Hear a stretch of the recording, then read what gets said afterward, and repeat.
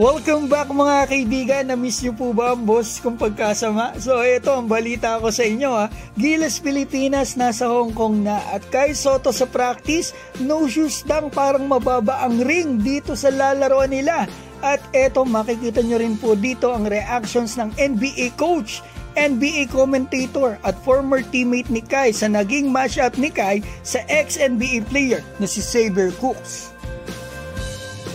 Unahin natin ang Gilas Pilipinas. Nasa Hong Kong na po sila para sa laban nila dito sa February 22. Mukhang handang-handa na ang ating mga players. Eto mga kaibigan na medyo maliit ang venue. Sold out ang tickets. Baka mamaya puro Pilipino pa ang bumili ng tickets yan. At dito nag-e-ensayo ngayon ng team natin. So eto nagdunk pa si Kai ng walang sapatos. Parang ang tingin ko medyo mababa ng konti ang ring dito sa venue na paglalabanan nila. Hindi ko sure kung nakatungo yung humahawak sa ring na bakal o ganyan talaga, pero basta excited ako sa game dito ng ating Gilas, especially sa ating pambato na si Kai Sotto dahil kita ko siya ng personal noong nakaraan sa World Cup at dito lang sa last practice nila sa Pilipinas nitong nakaraan lang mga kaibigan. Ang laki ng pinagbago ni Kai physically. Iba yung tindig niya mga kaibigan, mas maganda yung tindig niya ngayon, mas malakas siya tignan, mas mabilis tignan. Ang mas maganda yung takbo niya at yung kilos niya mga kaibigan, masasabi ko, talagang may inimprove talaga ang physical na pangangatawan ng pambato natin. At kita nyo rin naman sa laro, sa last games niya dito sa Japan B-League. Ngayon, ito na po ang major topic natin. Pinarating ko po ang video at stats ni Kai sa naging laban niya nung nakaraang linggo sa ex-NBA player na si Xavier Cooks. Sa ilang mga kilalang personalities, yung dalawa ay malapit pa kay Kai. Una, si Mitch Macaron na dating teammate ni Kai sa Australian NBL. Etong mismong sinend ko mga kaibigan, yung short highlights ni Kai dun sa game na yan, pati na yung stats sa game 1 at game 2 with Xavier Cooks. So eto sagot sa akin ni Mitch Macaron, nice Kai, dalawang exclamation point. At tinanong ko siya kung naniniwala ba siya na makakarating si Kai sa NBA. Sagot niya sa akin, I hope so. At ang isa pa mga kaibigan sumagot sa akin ay ang dating trainer ni Kai sa TSF. Si Jeremiah Boswell na part po o coaching staff ngayon ng Orlando Magic.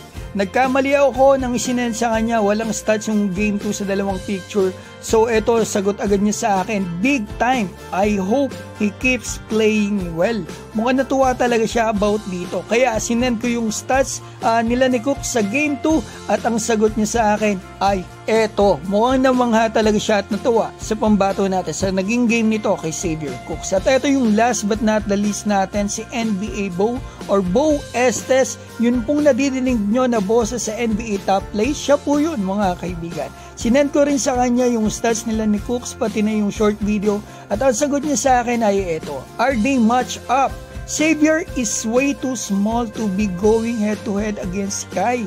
Kung sila daw ang magkatapat, masyado daw maliit si Xavier Cooks para kay Kai. At eto pa sinabi niya sa akin, parang nagtataka siya na hindi man lang nangunguna si Kai at Cook sa alinmang stats dito sa Japan B-League. May sinend pa siyang link kasama niyan. At eto mga kaibigan, number 1 man si Kai dito sa Blacks, pero yung sa pagiging hindi number 1 ni Kai sa ilan pang stats dito ay understandable naman. Kasi mga kaibigan, si Kai naman po hindi nakakapaglaro ng mahabang playing time nung unang mga 10 games niya dito sa Yokohama. Dahil nga restriction at dahil bago siya sa team.